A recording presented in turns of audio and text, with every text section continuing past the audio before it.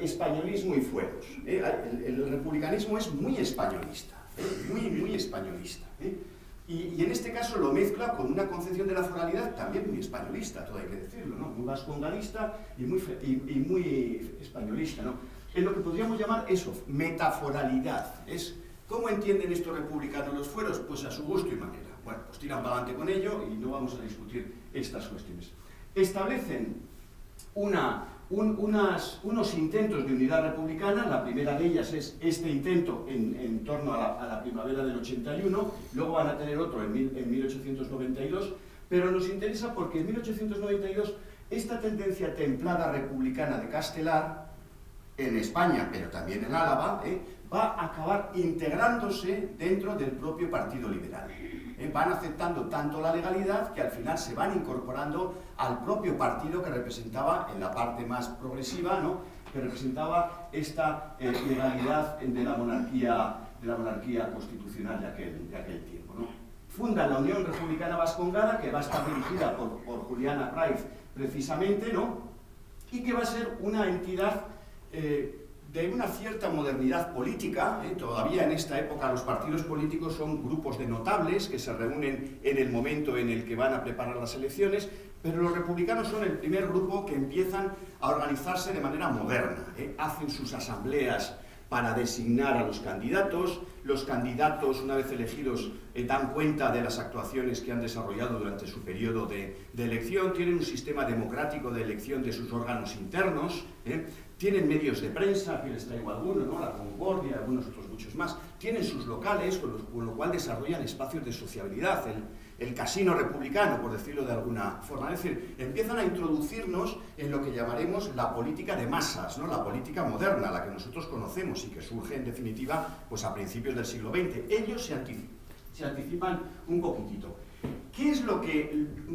¿Por qué luchan? ¿Por qué pugnan estos republicanos? También es muy importante que lo veamos, ¿no? Les he traído la lista, ¿no? Fíjense ustedes.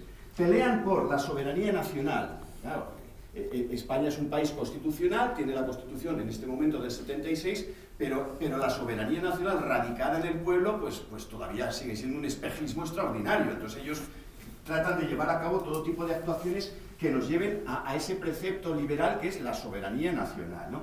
Sufragio universal masculino, todavía es un sufragio censitario, ¿no? Lo del general es una cosa que queda para mucho más tarde, ¿no? Ni se les pasa por la cabeza aún. No está aquí Stuart Mill y otros de otros lugares, ¿no? Inviolabilidad de los derechos individuales. El republicanismo es un discurso ciudadano, y por lo tanto los derechos individuales es lo esencial. Defensa del jurado. Recuerden que durante toda la restauración hubo jurado, elección de jurado para los juicios. Defensa del matrimonio civil. Separación Iglesia-Estado. Abolición de la pena de muerte. Esto es muy importante también. Descentralización administrativa tanto a nivel provincial como municipal. Un sistema tributario más justo con la supresión de los consumos. Los consumos eran un impuesto indirecto que pagaba básicamente el pueblo y que los tenía estrujados, ¿no? Entonces, este va a ser uno de los argumentos que van a defender continuamente los republicanos y la izquierda, para entendernos rápidamente, ¿no?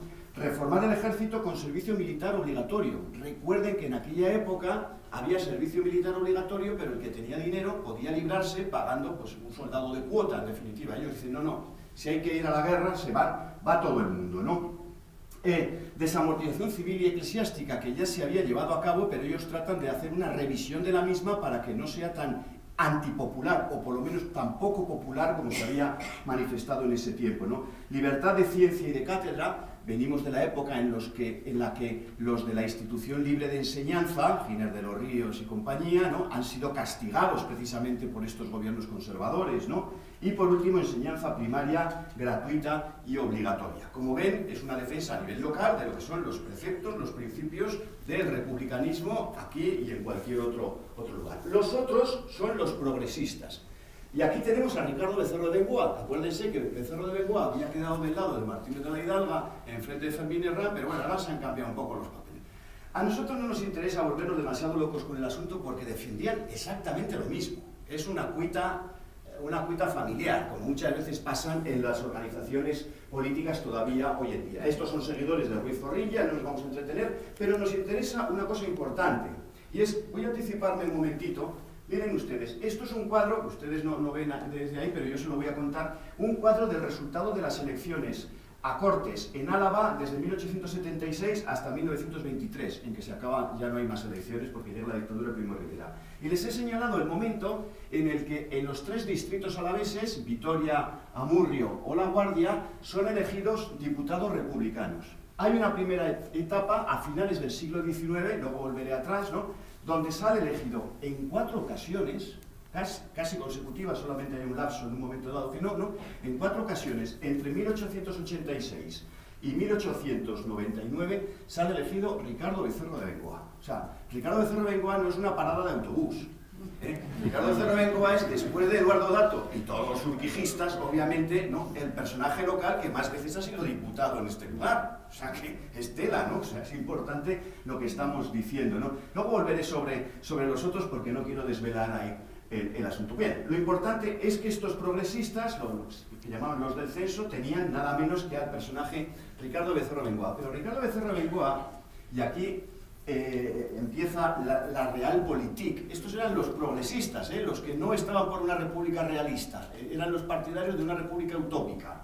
Pero Ricardo Becerro de Bengoa, por su capacidad, porque ya es una persona de mucho empaque, de mucha presencia en el lugar, pasa a formar parte de lo que se suele llamar el ticket electoral.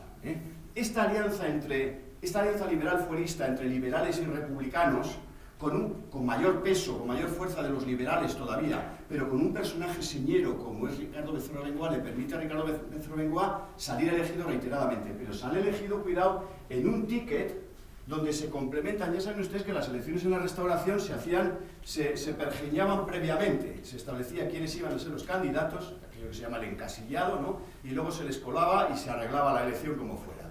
Pues Becerro de Bengoa se cuela en este ticket electoral, y el ticket electoral es entre urquijistas, conservadores y el republicano Becerro de Bengoa. Los urquijistas se quedan con el distrito de Amurrio, eso no hay discusión.